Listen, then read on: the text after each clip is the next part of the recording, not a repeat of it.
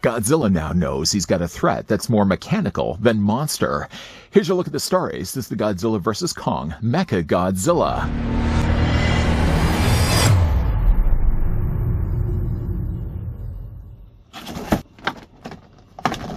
Introducing the stunning X Plus and Starry's soft vinyl statue of Mechagodzilla from the epic 2021 film Godzilla vs. Kong. Standing impressive 30 centimeters tall, this meticulously crafted collectible captures the mechanical marvel in all its glory, showcasing intricate details and a dynamic pose that fans of the franchise will adore.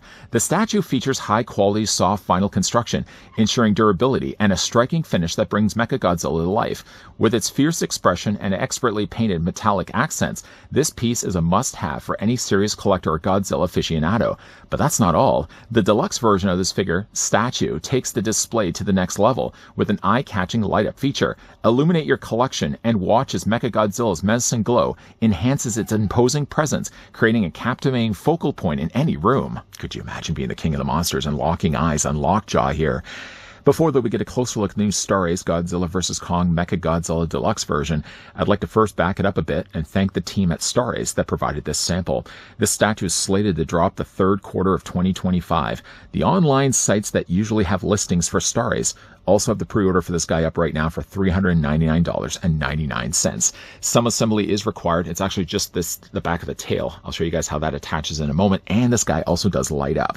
There's a lot that we're going to be able to talk about, but the first thing I really want to tell you guys is just how tall it actually is. First though, for its height and then for its length. For its height, Mechagodzilla stands at 11 inches. That's going to translate, though, to a statue that's 28 centimeters tall. Then we're going to go ahead and just spin the statue, and you can see really how big it is once you attach the tail. From the end of its tail to then the front of its snout, Mechagodzilla is going to be 16 inches in length, or roughly 40 centimeters long. As for the things that come included with the statue, first you get yourself an instruction sheet. Actually, you get an instruction sheet times 2. One side, though, does show you the installation of the tail, but basically you're just going to take the tail and twist it onto the back of its body. If the images don't seem clear enough, don't worry, I'll show you guys how that attaches in a second. The second sheet shows you that there is some articulation. It's actually more just in the hands. It does also give you a warning for the tail that even though it does bend, don't bend it to extremes. And it also does show you, though, in the deluxe version where you can plug in the adapter. It does come with a cable, which I'll also show you. It's right over there. But there is also a possibility that you can pick up the portable charger. It's also sold separately. Let's move that off to the side. Now, I did say that it comes included with a charging cable. The cable, to be fair, though, isn't very long. One thing, at least, though, is it uses USB-C. So we're just going to go and slide this out of the bag. It's still tied up just because I actually have myself a USB-C cable right over here. I'll plug it in a second. But I did want to be able to at least do it, so I wanted to make sure it was long enough to connect my cord over there. I'm sure, though, if you have yourself like a little USB-enabled, like a hub, a little portable charger, for example, you could also even just plug it in that way. You can also go as well and pick up the portable adapter or the portable charger and always have it. If it's, say, out of your way and it's just out of your reach, you don't really have accessibility to a USB port, then you could also use yourself the little charger pack. I'm going to put this back in the bag, though, just because, again, I already have myself a cable plugged in, good and ready. Also, too, getting things good and ready, you're going to also have to attach the tail. Now, the tail, I'm just going to twist this off here for a second. It attaches by, well, first of all, you got yourself 2 screws on the back of its body. And then if you look at this, how this works is there's basically like a little slot here, a little canal. See, it starts on this side and makes its way over here. So when you attach the tail, what you have to do is you attach it so that the spines are facing this way, because you're going to have to twist the tail around. So you just slot it in place, line up the grooves, and then when you have everything in place, twist the tail up, and then it locks everything in place. Now, the tail does have some flexibility, but even as listed in the instructions, you don't want to go too extreme, just because, again, like the light's going to have to run all the way through this. The light actually does a pretty good job of illuminating the entire tail, but I would personally myself only just bend the tail just a little bit. You don't want to really bend it too much because it may also start to crack the plastic. But the tail looks really neat, very long, very imposing. It is also going to give you an option to light this up with, if you get the deluxe version, that is, deluxe version is going to be the statue that does light up.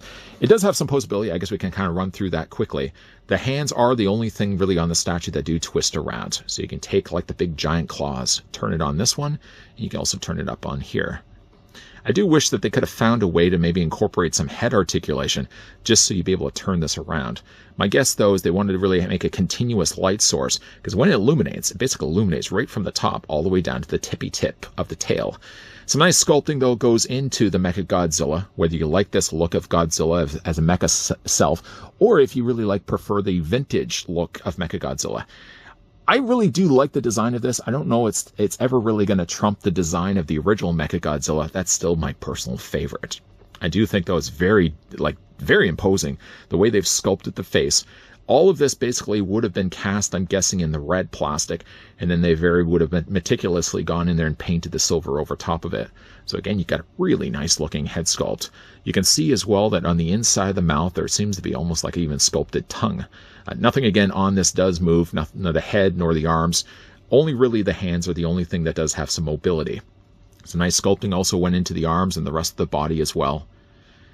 Now, there is a panel. I'll show you guys where the panel is to connect the power source. But again, just to show you guys, all the sculpting went into this.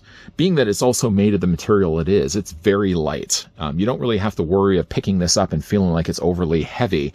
Because again, being that it's made of vinyl, it's an easy thing to carry from one area of your room to the other and then have it displayed there. But again, it's got some really nice paint being used in here. It's not really just the dark gray alone, the gunmetal gray. No. They've added a whole lot of nice lighter silver in there as well.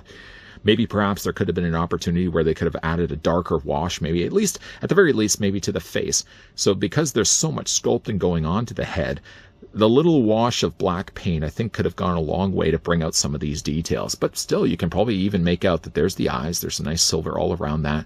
Silver on the top and the bottom. I guess what would be its manageable teeth. Yeah, it's a very cool sculpted statue. Like I said, though, it does light up, though, and in order to access the light source, you have to go to the back of its thigh. There are two panels. There's this one here and one over here. Only one of them obviously access the power supply.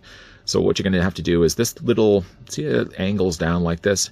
Just take your finger and just grab it from the sides and wiggle it back and forth. Now, you can only do it on the one side. If you try to do it on the other, there's no way that this is ever going to come off. And you'll see right there's the connecting port to plug in your USB-C. Now, and again, preparation for this, I got myself a longer cable just because it would be a lot easier. Just grab it over here. It would just be so much easier. I've got this, this thing's probably 4 feet long, but I'm going to plug this in. There's no on and off switch, so the moment you do plug this in, it'll illuminate right away. Just fit the plug in place. And there you can see, now it illuminates the inside of the mouth, which probably would be the reason why they chose not to have this rotating or any posability in the head. You can see how the eyes light up a burning red, as well as the interior of the mouth. Where they have not gone in there and painted, you can see now, like the rib cage, for example, illuminate the side of the neck, all really the top of its spine section here, and all the way down the tail. It's so bright, in fact, actually to the very end of the tail, you can still see a light source reaches it. I love the spikes that they've also added to the end of that. Long row of spikes. There's about 3 rows, as you can see there, gradually starting small, working their way to be much larger, and then again tapering off to the end of the tail. Again, there's a little bit of posability to the tail, so you can extend it fully if you want. For the nature of obviously having this taking up so much space, you may choose to probably have the tail a little bit more curled up, just because it's not going to be taking as much real estate space. I did, though, want to also cut the lights to show you what the statue would look like with the lights turned off, because then you get the full effect, the full experience of how this guy illuminates. Few, I would think, would cut the lights completely, because then you wouldn't be able to make out the statue. Why I turned them all off, though, was just so you guys can see how bright the lights actually glow. As I spin the statue around, parting that you may be able to hear the cord dragging, you can see how the eyes, for example, are glowing this bloody red. The inside of the mouth, for example, probably seems to be the brightest area, and that's actually a cool thing too, because it does look like it's charging up a blast. How all down the side of the neck, for example, it illuminates all across the front of its rib cage, and as I tip the statue up, how brightly you can see that it glows in between its metal platelets. Now, if you are wondering the differences between the normal version and deluxe version of Mechagodzilla, from the sculpting of the statue, they seem to be the same. In fact, the only thing that is different about the deluxe version is the fact it does illuminate, and it does require, of course, a plug that goes on the back of its leg. That's going to translate, though, to a difference between this and the normal of $20. The normal version was selling for $379.99, whereas the deluxe version was selling for $399. Now, for a $20 difference, honestly, if I had the choice, I'd definitely go with the illumination. It does bring a little bit more color to this. Now, it does already have that, obviously, on the standard version, but there's something to be said about the fact that you can go in there and turn the statue on. The statue doesn't really have an on and off switch, so it really only works by plugging in the cable. The USB-C cable is at least included.